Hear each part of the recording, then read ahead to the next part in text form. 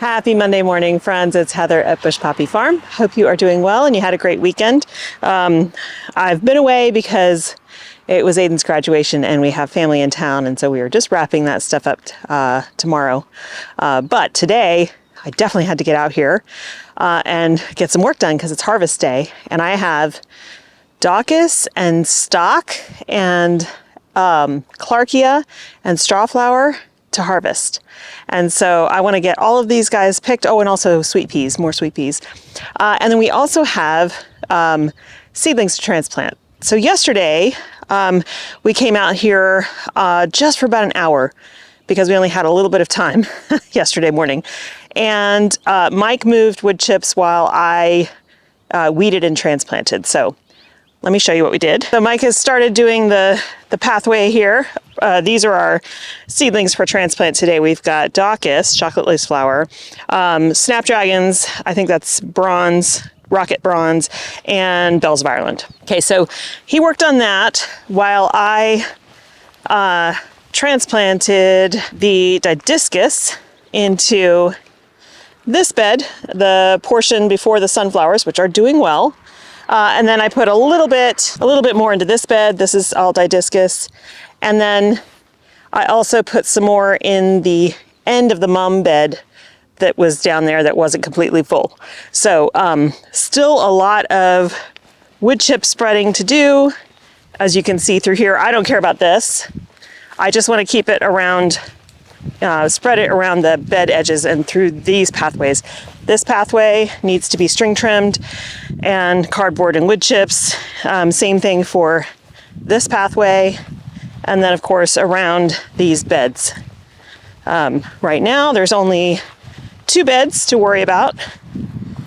We'll just clear all the weeds and put wood chips in those pathways. The other thing I did yesterday, and my mother-in-law helped with this, is we transplanted this bed with perennials. So in here we have one of our native yarrows in the back. It's a white variety. And then we have the Alstroemeria, and it is completely escaping me what the name of this third plant is. I only have 3 of them. You will notice they are planted closely, but that's kind of how we do it on a farm scale for row crops. And basically these are going to be row crops.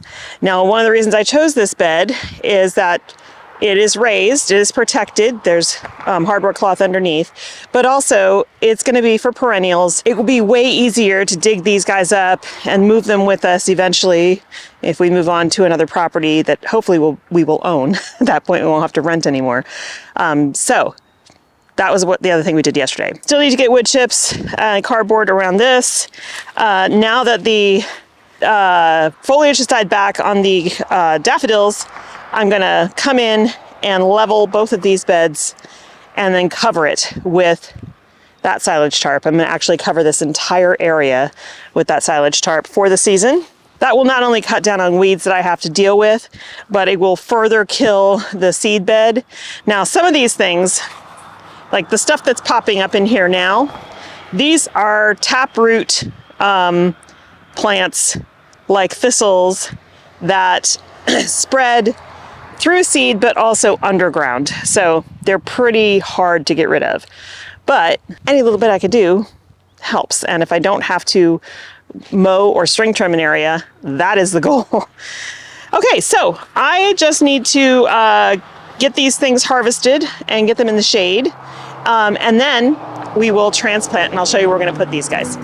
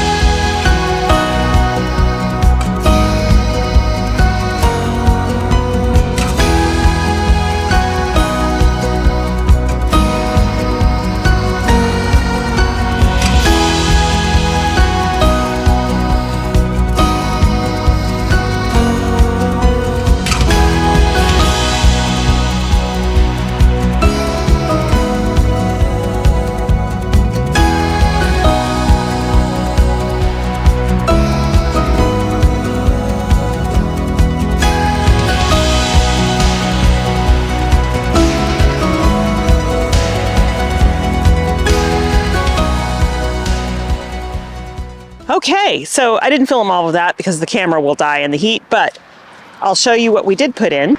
So I put bells of Ireland in a couple of different spots. So anywhere I have an open place that something failed, I popped bells in. I did finish off that snapdragon row to where there are zinnias. So we have more snapdragons in there. We've got another row of daucus here. And in this straw-covered place where I had direct sown sunflowers and they never ever came up, it's been at least a month now, this is all bells of Ireland now. And we've got some grasses coming up in here, and then there's a row of zinnias that just is struggling. I think I'm gonna pull those out next week and start from scratch. We also have a row of zinnias here that also is struggling. You know, we had temperatures almost at 100 degrees, and then we went back down and we went down into the 40s at night, and it was only 58 degrees the day after the 100 degrees. So the plants don't know what to do. The temperatures are insane. It's just wild swings of temperature. So then in the bed with the fabric, it's all snapdragons, except the very end where there are celosia. We still got sunflowers coming up, and this is all didiscus. So this is very close to being all planted out. I do have half a bed here, which I still need to weed, which I think I'm going to fill with zinnias. And that's another thing we're about to go do. I'm going to go direct sow some zinnias in the old tulip bed because, so I have zinnias in the greenhouse that are not close to being ready to coming out here, and they keep getting attacked by mice, so I have to cover them to keep them safe at night. It's been a struggle. So I thought, I've heard of people direct sowing zinnias and having great luck. This bed has irrigation on it. I'm going to go ahead and direct sow zinnias on this bed. Now I've got 3 rows of irrigation, and I have 3 varieties. I'm going to put 1 variety on each row. I'm going to put 3 seeds in each hole, and I'm only putting the holes where the irrigation emitters are. It's getting too hot. I can't risk the seeds, you know, germinating and then not getting enough water and fizzling out before they can actually push growth. So, what do we have for zinnia seeds? All right, I've got, and I don't think I have enough of these to do 3 seeds in each hole, so this might be half and half on one line. Little Flower Girl. These are small, kind of Oklahoma style zinnias. Then I've got a few Golden Hour and Alpenglow. So I may end up having to mix rows, but then I have a whole bunch of this one, Mazurkia zinnia. It is a rosy coral and white bloom. And I think this will be a beautiful bed as long as they do what I want them to do. So this will be my first time direct sowing zinnias. I've heard people have great luck and no problem doing this. I've always started them in seed trays because I have so much pest pressure, but I want to give this a try. And this is a protected bed. It's not only is it a raised bed, but it has hardware cloth underneath. And so, yeah, this is a easy, like I said, pop 3 seeds in each row at every emitter, and hopefully we'll have a beautiful show. So I'm gonna get this done and then we'll head back home.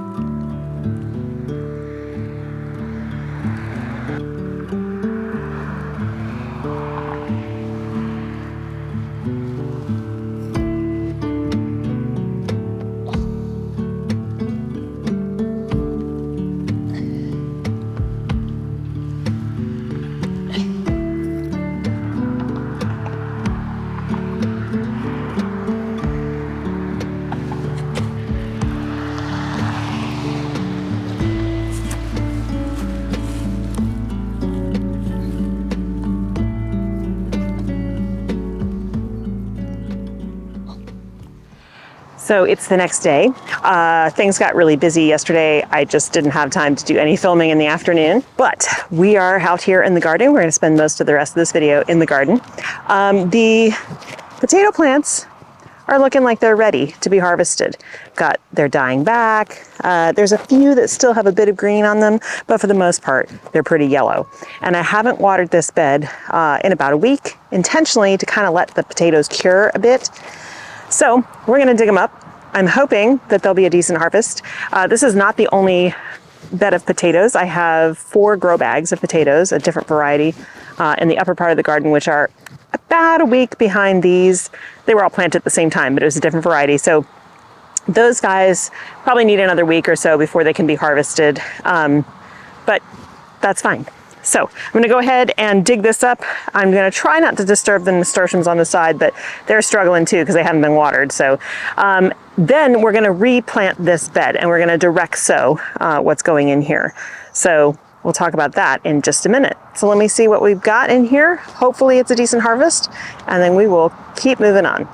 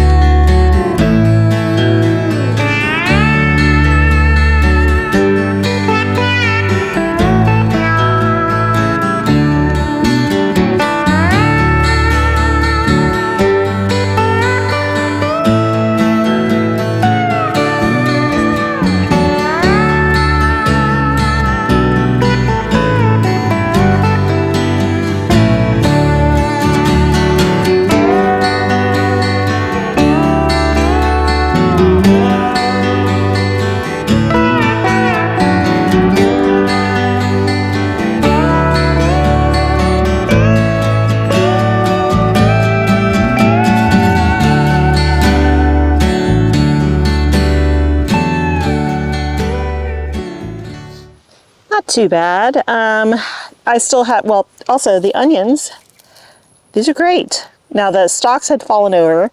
So it was time to harvest them. I looked it up. These are a red variety.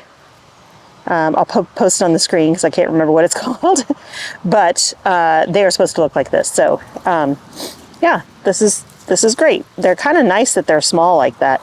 Anyway, we've got potatoes, not a ton, but I still have 2 grow bags left to harvest. They're just not quite ready yet. I'm gonna give them a little bit more time, but these have red variety in them. I did harvest one of the grow bags, actually 2 of them, and we got some decent sized ones for red potatoes, but there's still, I wish there would have been more. But considering how cold the spring has been, and the lack of sunshine for a lot of it, it's not too bad. So before we continue, I just want to show you, I've showed you all the devastation of the peppers and the beans, but even the blackberry bushes have been picked apart. See that? All of these places here, whole sticks coming off. This blueberry shrub, they took all the leaves off of it. Look at that. Now, we do have deer here, but this is a deer fence, and the deer get the stuff on the other side. Like that could be deer, could be rats, but all up and down the fence, the blackberry bushes and the blueberries have had their leaves all stripped off. It's crazy. Surprisingly, there's still fruit. Not as much, but there is still fruit. I'm trying to harvest it before it gets totally ripe so that we can eat it before the rats or the birds do. Like here's some clusters of berries here, blueberries, and I just need to pick the ones that are very close. And I did that yesterday as well. I mean, it's nice to leave them on the ground, leave them on until they're blue and sweet, but then I won't get them. And again, I don't net my fruit trees because I've seen birds die in bird netting, and if I lose some fruit, I lose some fruit. So, okay, we're gonna direct sow a whole bunch of stuff. So let me go get our seeds. And also I have seedlings left from transplanting at the farm, some flowers that we're also gonna put out here for beauty, and also I can harvest off of those if I need to. So let me go get all my stuff and we'll talk about what's next. Okay, so we have, and you can see the sun is now over this bed. What we're gonna put in this bed is watermelon.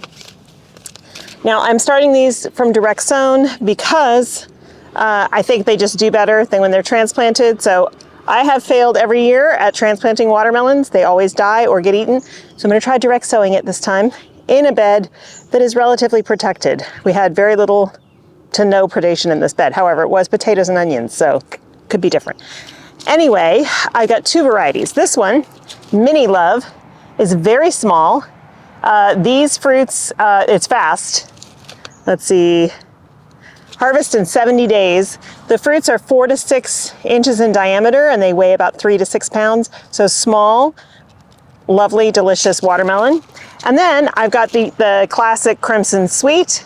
This one is 85 days to maturity. So I'm just gonna do one hill of each right next to these Oyas. Now they are full of water right now. I completely filled them up. And I drenched this bed because it had gotten, because I let it dry out for the potatoes, which came out nice and clean, it was very dry.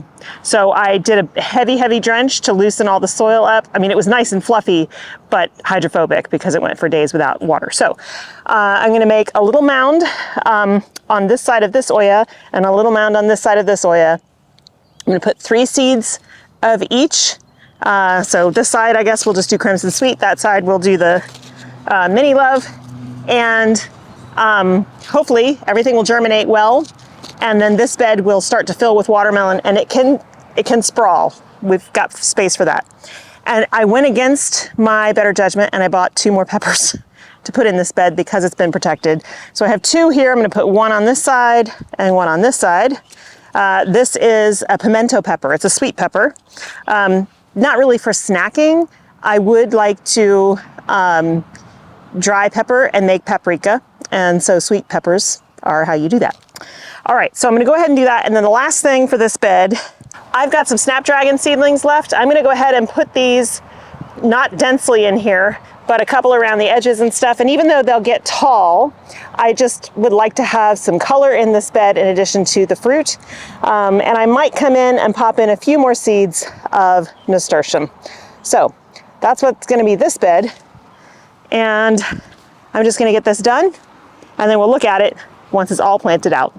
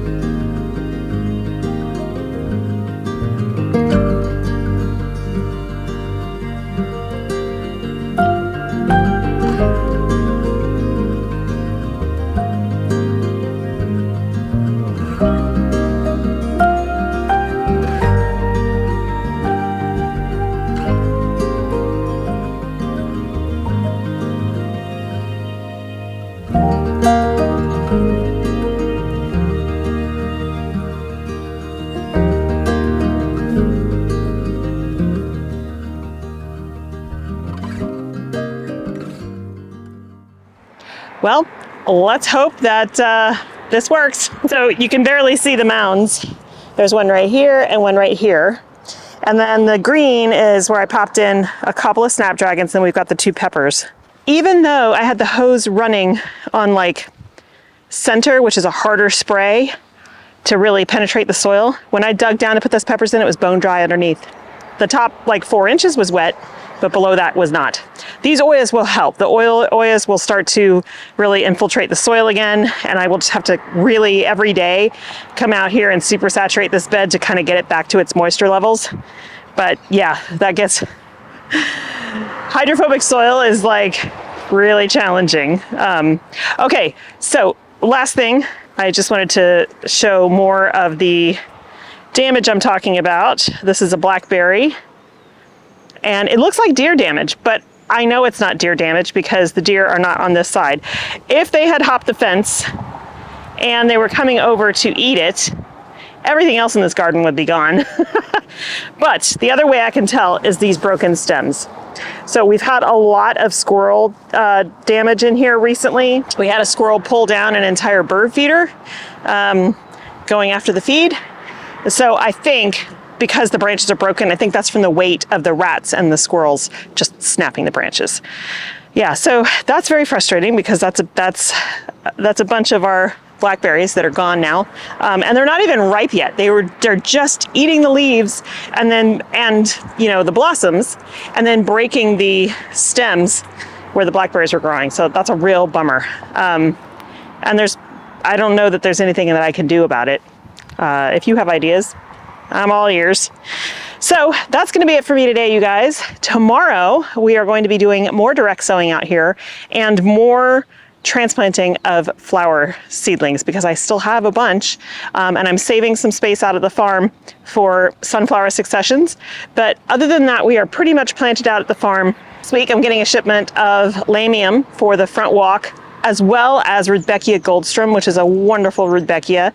I can cut on it a little bit, but it's more of a shorter stature Rudbeckia, and it just happened to be on sale, so I grabbed some because I want to put them throughout the garden, front and back, and at the farm. They're amazing for pollinators.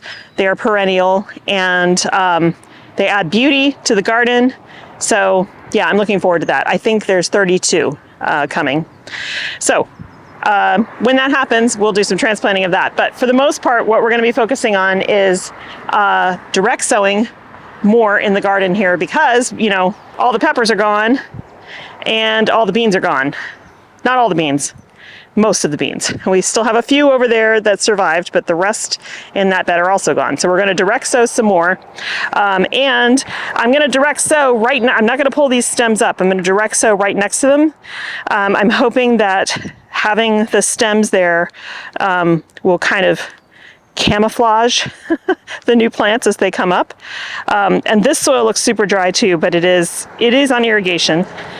We have at least the sweet potato vines that I planted in here are still here, and so far haven't been eaten, but they are not safe because in the past I've had rodents eat the entire tops of because sweet potato vines are edible, even for us. So the corn is looking good, but they have been munching on it. So I've lost a number of them. And there's also been some loss of squash in here as well. So I do want to direct sow. I want to find a couple of shady spots that I can put some lettuce that likes heat, as well as some radishes. And I think, like I said, the rest of it is mostly going to be flowers. Just want to add a lot of flowers. These tangerine gems, the yellow and orange from Botanical Interest, are precious. They're the only ones that have survived. All the ones I bought from the store to transplant are really struggling. These guys I grew from seed, and they are happy. Look at that. They're so pretty. I haven't had to deadhead them either. They just drop their flowers and keep on going. So highly recommend. These, I think they're called tangerine gems, maybe.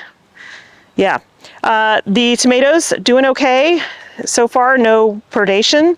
I do need to come in and trim up more on the bottom and make sure there's a lot of airflow so that we don't have any disease. We have less powdery mildew pressure here because we are so hot and dry, but still it's important to have space. Now these guys over here look like they're struggling a little bit. We've got some leaf curl, which can be a result of water. These guys are on irrigation, but they may just need a little bit more. So I need to tomorrow add another layer of Florida weave because these guys are a little bit tall now. But otherwise, looking pretty good. We do have fruit on these baby ones. This is Patio Choice, which I'm so happy about because the other patio choices I had on the back patio got completely eaten, the whole plant. So I'm glad I have two here. This one is one as well. And then what's left of the peppers, as you can see, sticks. I am going to leave them though, because it's possible that they might be able to put some more growth back on. And I don't need this bed for more right now. So, you know, we'll give it a shot. This one only had a little bit of predation, but the squashes are doing great. I am enjoying this a lot. We do have fruit on almost all of them. And if you look over here, that's beautiful. This is the round zucchini variety. I'm gonna let that one get a little bit bigger, but that's gorgeous. And then this is a Casparita pumpkin. I'm so happy about that. They're so precious. So yeah, they're doing pretty good. They're holding their own. And then up here in this squash bed, we're doing well as well. That guy is looking gorgeous. What is this variety? It did have, it is, oh no, that's not, that says buttercrunch. It's definitely not lettuce. I don't know where the tag went. It had a tag. Yeah, we've got some zucchini here, but it's been munched on. Once it's gotten eaten like that, I need to pick that off. But I personally don't think it's safe to eat anything that another animal has munched on. I think that's dangerous.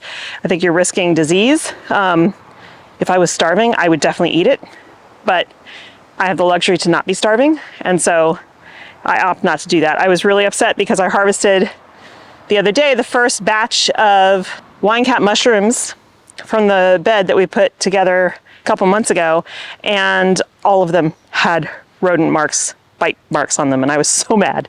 There will be more, but I like, can't I just have something that you guys don't eat? So it is what it is. That's what happens when you share your life with wildlife.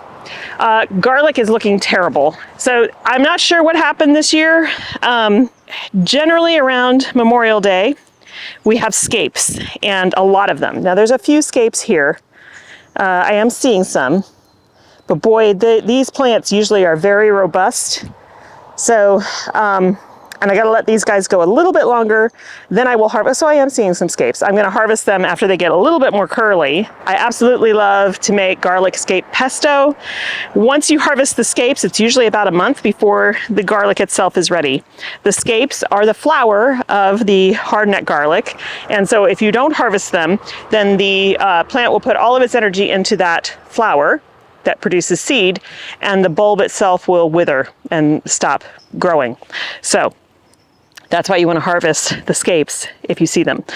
So yeah, I'll give them a couple more days. I want them to be curly like a pig's tail, and then I'll harvest those. And then hopefully this can limp along. There's no rust, that it wasn't disease. It's just usually these plants, deep green and gorgeous when it's scape time, and they've just been looking rough like this for weeks. So I don't know, maybe it's a lack of sun. I know it's not water because this is on irrigation. Could be that this bed is not as sunny as the other two beds, because the last 2 years I rotate every year. So this is the first year in this bed. Last year it was in this bed over here, and then behind me. These two beds did amazing. Beautiful harvest of garlic. So yeah, I don't know, maybe it was shadier and didn't get enough sun. We'll still get a harvest, but I'm not super hopeful that they will be big bulbs that will be excited to eat. If they're really small, I will just dry them and grind them into garlic powder, because I did that last year and it was delicious, and we just ate the last of the garlic powder. So yeah, we'll still use them, but I was really hoping, and maybe we'll get lucky, to have really big heads. I think next year, as much as I love garlic scapes, next year I might just stick with the soft neck variety or do more soft necks, because they can handle heat better.